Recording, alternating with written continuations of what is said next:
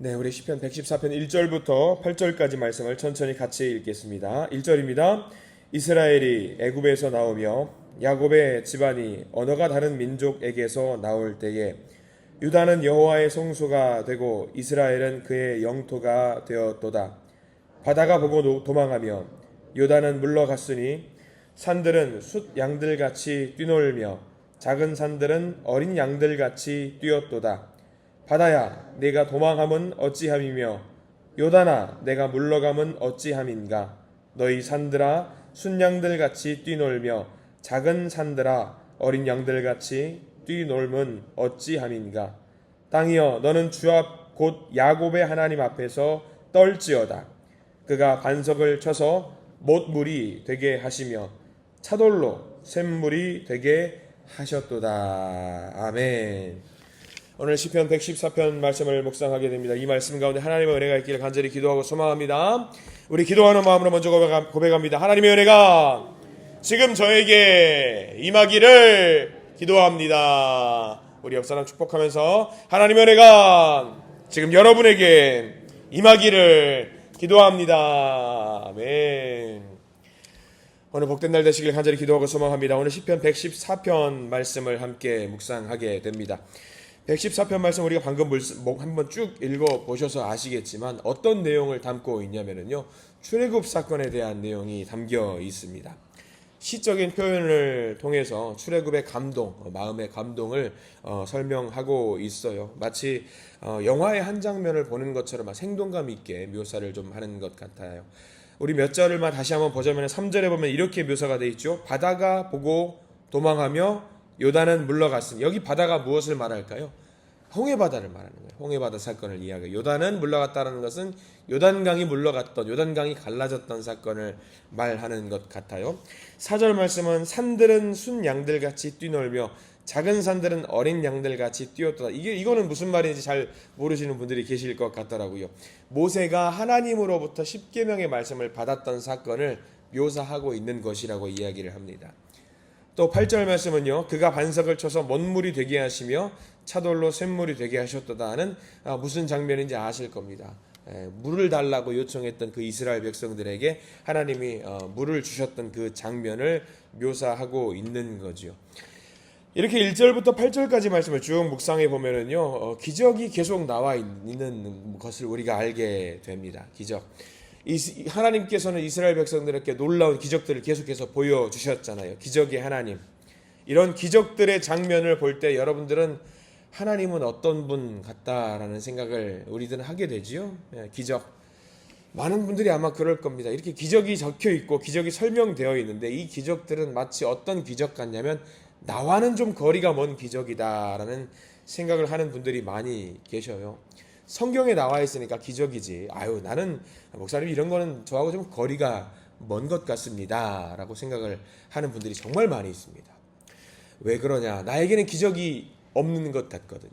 나에게는 기적이라는 것과 거리가 먼 것 같고 그냥 하루하루 살아가는 것도 바쁘고 하는 일도 뭐 안 되는 것 같고 우울한 일들 많이 발생되는 것 같고 아픔이 많이 있고 투병이 있고 뭐 관계가 안 좋고 그런 일들을 계속 나열하다 보면은요, 이런 기적들, 출애굽의 기적들, 하나님과 나와의 관계, 기적의 하나님은 나하고는 상관없는 이야기 아닙니까? 라는 고백들을 하시는 분들을 제가 정말 왕왕 보고는 합니다.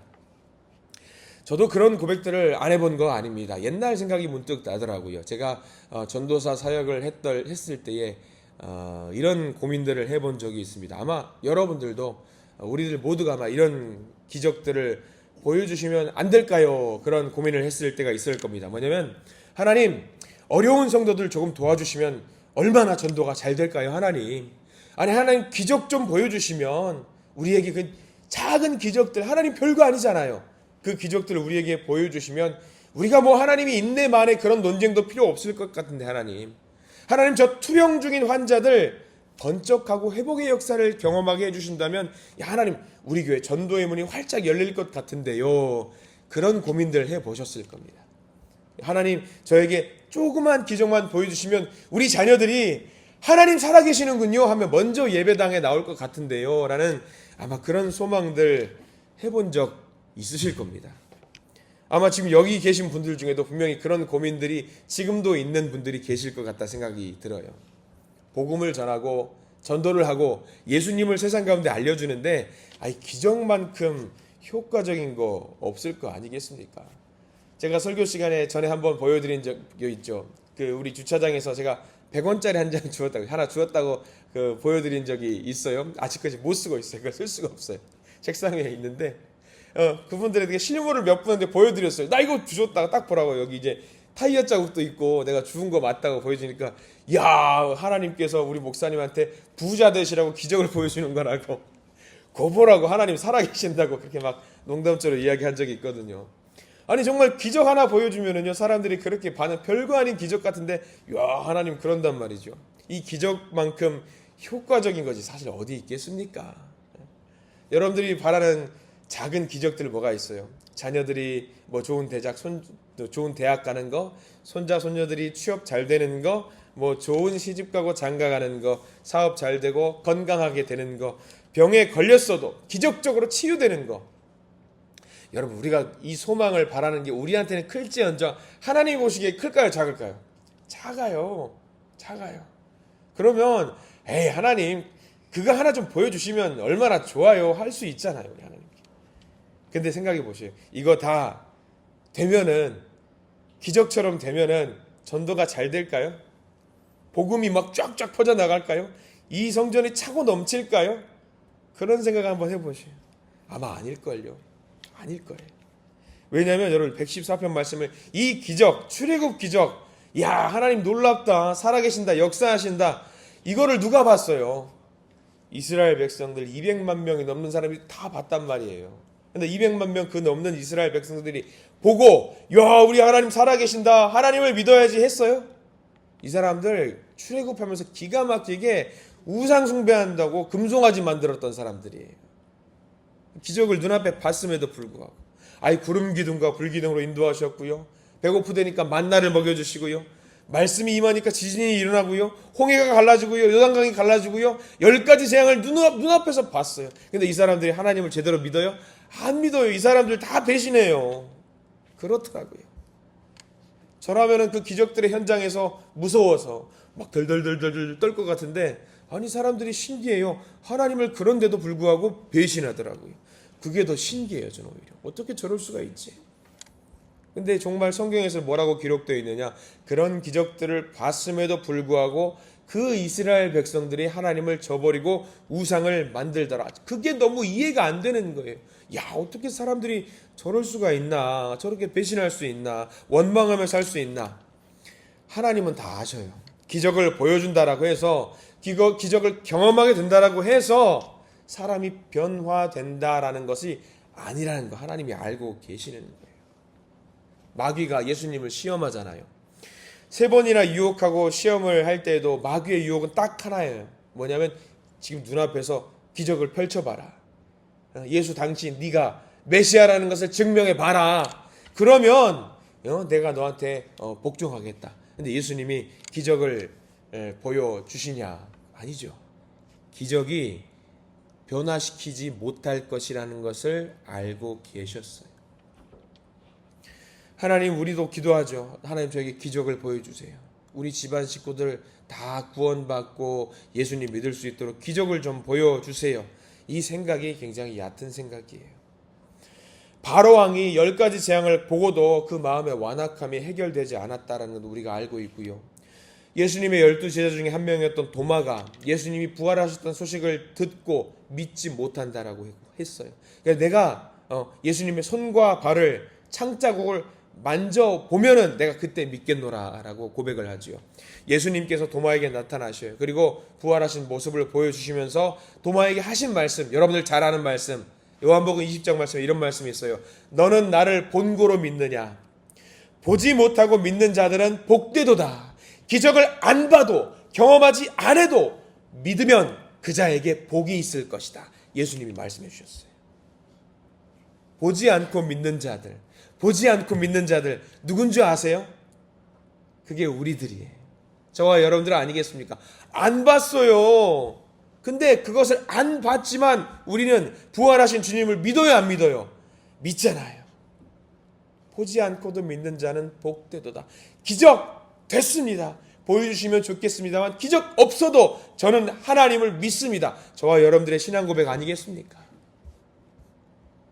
그러면 우리 하나님은요, 기적 안 보여준다고 하니까 기적 안 보여줘도 되나 보다 하고 그냥 입 싹 닫고 기적을 안 보여주시는 분인가? 아니에요. 지금은 매일매일 매순간이 기적이에요. 저와 여러분들의 삶이 기적이에요. 저는 최근에 삶과 죽음에 대한 고민을 좀 하게 됐어요. 우리 살면서 삶과 죽음이 공존하는 곳이 있더라고요. 삶이 있고 죽음이 있는 곳이 있더라고요. 우리 기도원 선교에서도 이제 매달 첫째 주 토요일 날 목욕 봉사를 가시잖아요. 호스피스 병동이라든가 요양병원 거기 가서 몸을 거동이 어려우신 분들을 씻겨 드리고 하는 그 사역을 좀 하시는 귀한 사역을 우리 사역을 하는데, 삶과 죽음이 공존하는 곳이 거기더라고요. 가만 묵상하다 보니까 중증 환자 어르신이 병실에 들어와요. 한 두세 분이 같이 한 병실에 있어요. 그래서 두세 분이 같이 병실에 있는데 그 병실에 들어오셔가지고 어떤 분들은 그 다음날, 어떤 분들은 2, 3일날, 어떤 분들은 일주일 뒤에 소천하시는 분들이 계셔요. 한 분은 숨을 헐떡이는 그런 상황 속에서 간호사가 막 병간호를 열심히 해요. 병간호 하다가 컨디션이 좀 좋아지실 때에 웃자고 그 병동에 계신 어르신에게 물어본답니다. 어르신, 소원 하나만 말씀해 보세요. 그 어르신이 뭐라고 말하면 이렇게 말해요. 소원, 하루만 더 살았으면 좋겠어. 그리고 그 다음날 소천하셨대요. 그분에게 기적은 뭘 것 같아요? 하루 더 사는 거예요. 근데 우리들 하루 더 살아요? 이틀 더 살아요? 더 살아요. 훨씬 더. 우리는 그분들에게 우리의 삶은 뭔지 아세요? 기적이에요. 여러분들 기적을 누리고 계시는 걸 우리들이 알아야 돼요. 어떤 분들은 교통사고로 두 다리를 잃으셨어요. 병원에 가서 그분을 신방하면서 기도해요. 성도님, 소망이 있으면 뭐가 있어요? 목사님, 제가 무슨 소망이 있겠어요? 제 소망이 있다면 두 다리로 하루만 걸어봤으면 좋겠어요. 아니 목사님, 1시간만 휠체어를 벗어놓고 내 다리로 걸어봤으면 좋겠어요. 여기 계신 분들 중에 걷지 못하는 분 한 분도 안 계시잖아요. 우리는 그러면요, 걸어가는 그 삶은요, 아무렇지 않게 평범한 삶 같지요. 그분들에게 우리의 삶은 뭐냐면 기적이에요. 기적. 우리가 그것을 좀 알아봤으면 좋겠어요. 우리가 왜 그걸 기적이라고 생각 못하는 줄 아세요? 우리의 영적인 눈이 뜨이지 못해서 그걸 기적으로 인정을 못하는 경우가 많더라고요. 우리가 뭔가를 잃어버리고 나면, 사라지고 나면 그제서 우리는 알게 돼요. 아, 내게 주신 이 삶이, 이 호흡이, 밥 먹는 것이 기적이었구나. 이 기적을 누리던 때가 있었구나 라는 생각을 하게 돼요. 114편 오늘 10편 말씀에는요, 하나님이 베풀어 주신 진짜로 큰 기적이 하나 기록이 되어 있거든요. 저는 이 말씀이 오늘 살아가는 우리의 말씀, 내게 주시는 말씀으로 받아 먹었으면 좋겠는데, 2절 말씀이에요. 여러분들 2절 말씀. 다른 어떤 기적도 사실 필요 없더라고요. 2절 말씀이 우리에게 크신 기적이거든요. 2절 말씀 한번 밑줄을 그어가면서 읽었으면 좋겠습니다. 2절 시작. 유다는 여호와의 성소가 되고 이스라엘은 그의 영토가 되었도다. 아멘. 이게 왜 기적인 줄 아세요? 이스라엘 백성들에게 최고의 기적은 뭐냐면 유다가 하나님의 성소가 되고 이스라엘이 하나님의 영토가 되었다라는 기적이에요. 이게 왜 기적일까? 하나님의 성소가 되었다라는 말은 무슨 말인 줄 아세요? 그 성소에 누가 계셔요? 하나님이 계셔요. 하나님이 그 백성들 가운데 임재하셔서 동행하신다라는 거예요. 이거 기적이거든요. 하나님, 오늘 하루 삶을 살아갈 때에 저와 동행해 주세요. 저와 동행해 주세요. 그리고 하나님의 영토가 되었다라는 말은 무슨 말이냐? 하나님이 영토를 가지고 뭘 하냐면 통치를 하신다라는 거예요. 하나님, 저를 지배해 주세요. 하나님, 저를 통치해 주세요. 저를 이끌어 주세요. 인도해 주세요. 이 고백이 2절 말씀이에요. 이것보다 놀라운 기적이 어디 있어요? 하나님, 저를 지배해 주시고 저를 주관해 주시고 저와 동행해 주세요. 저는 믿습니다. 우리 모든 성도님들이 이것과 같은 기적과 은혜를 매일의 삶 속에서 누리게 되실 줄 믿어 의심치 않습니다. 우리는 성령님이 임하시는 하나님의 성전이고요, 우리 자신이 하나님의 영토예요. 우리가 이 모든 것을 믿을 때 우리 삶 속에서 기적은 일상이 될 수 있어요. 저는 기적이 일상이 된다라는 말을 너무 좋아하거든요. 우리의 삶 속에서 기적은 일상이 될 수 있습니다. 죽었던 영혼이 살아날 수 있고요. 주님의 음성을 듣지 못했던 자들이 음성을 들을 수 있고요. 이것보다 놀라운 기적이 어디 있겠습니까? 지금 기적이 일어날 수 있냐? 우리 가운데 기적이 있기는 하냐? 당연히 아멘입니다. 당연히 있습니다. 우리의 영적인 눈이 열리면은요, 우리의 삶 전체가 기적일 수밖에 없어요. 아시다시피 제가 좀 이제 몸에 하자가 좀 있어요. 몸이 아픈 데가 좀 있는데, 저는 허리 디스크 수술을 3번이나 받았거든요. 지금은 괜찮아요. 아직 건강합니다. 근데 병실에 누워 있을 때 친구가 문병을 와요. 교회 친구가 아니라 세상 친구가 몇 명이 있어요. 막 세상 친구가 제가 병동에 누워 있을 때 몸을 고동하지 못할 때 그래도 감사하게 문병을 와 줘요. 친구들은요, 문병 와서 짓궂어요.